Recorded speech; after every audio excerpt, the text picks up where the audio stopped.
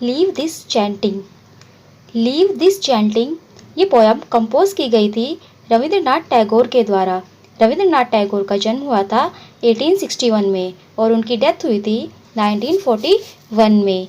ये poem published हुई थी 1910 में, जो उनका सबसे ग्रेट कलेक्शन था गीतांजलि। गीतांजलि में जो ये सॉन्ग नंबर है ये 11 है।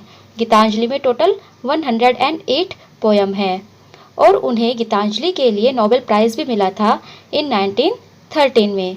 तो इस पोयम में वो बोलते हैं कि लीव दिस चैंटिंग, कि ये जो मंत्रोच्चारण आप करते हो ना, इन सबको छोड़ दो। तो चलिए स्टार्ट करते हैं। Leave this chanting and singing and telling of beats.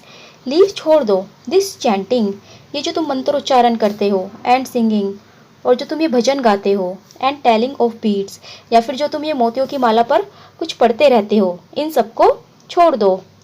Whom dost thou worship in this lonely dark corner of a temple with doors all shut? Whom dost thou worship? तुम किसकी पूजा करते हो? In this lonely, इस अकेले बैठकर, dark अंधेरे, corner कोने में, ऑफ ए टेम्पल एक मंदिर के, विद डोर्स ऑल शट जिसके कि सभी दरवाजे बंद है। तुम ऐसे मंदिर में बैठकर जिसके सभी दरवाजे बंद है, ऐसे मंदिर में तुम अकेले और अंधेरे कोने में बैठकर किसकी पूजा कर रहे हो? ओपन दाइन आइज अपनी आंखें खोलो, एंड सी और देखो, thy god is not before thee जो आपके भगवान है वो आपके सामने नहीं है। अपनी आंखें खोलकर देखो, आपको भगवान यहाँ पर नहीं मिलेंगे। चैंट करने से, सिंग करने से भगवान आपको नहीं मिलेंगे। तो वो कहाँ मिलेंगे? अब वो बोलते हैं कि ही इज़ देयर, वो वहाँ पर है। वेयर जहाँ पर the tiller is tilling the hard, जहाँ पर कोई किसान, कोई हल जोतने वाला अपने खेत को जोत रहा है। ग्राउंड, हार्ड ग्राउंड, जो कि अपने खेत को, हार्ड ग्राउंड को जो टिलिंग कर रहा है, जोत रहा है।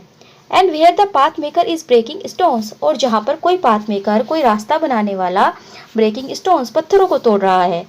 He is with them in sun and in shower, भगवान उन्हीं के साथ हैं जो कि धूप में भी और बारिश में भी मेहनत करते रहते हैं। And his government is covered with dust, और उनके कपड़े धूल से भरे रहते हैं। वह व्यक्ति जो कि मेहनत करता है, चाहे सन हो, चाहे शॉवर हो, धूप हो, बारिश हो, आपको भगवान उनके पास मिलेंगे। Put off the Holi mental, अपना जो ये तुम्हारा पवित्र चोगा है ना, इसको उतार कर फेंक दो।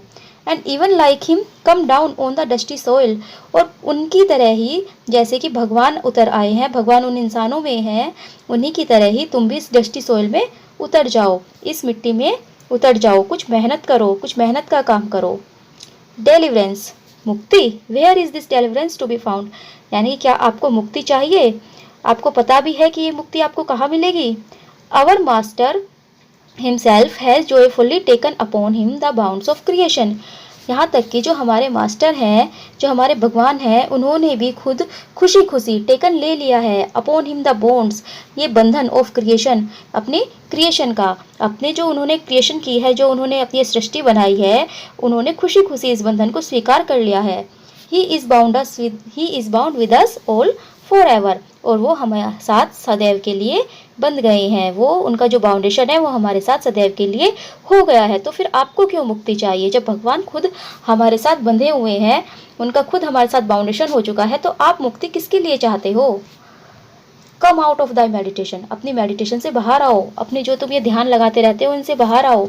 And leave aside the flowers and incense, और जो ये फ्लावर्स हैं और जो ये अगरबत्तियाँ हैं, इन सबको एक तरफ रख दो। लीव असाइड, एक तरफ छोड़ दो।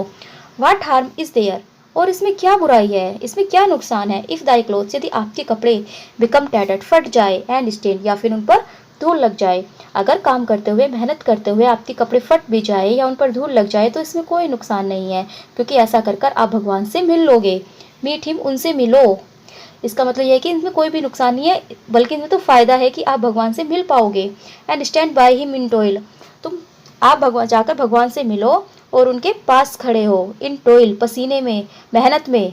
इन टोइल यानी कि तुम मेहनत करो उनके साथ जैसे वो कर रहे हैं। And in sweet of thy bro, और जब आपके माथे पर पसीने की बूंद आ जाए तो मानो कि आपने भी भगवान को पा लिया है, आप भी भगवान से मिल चुके हो। तो इसका मतलब ये है कि मंदिर में बैठकर पूजा करने से, पाठ करने से भगवान नहीं मिलते, लेकिन भगवान तो तब मिलते हैं जब आप सच में मेहनत करते हो।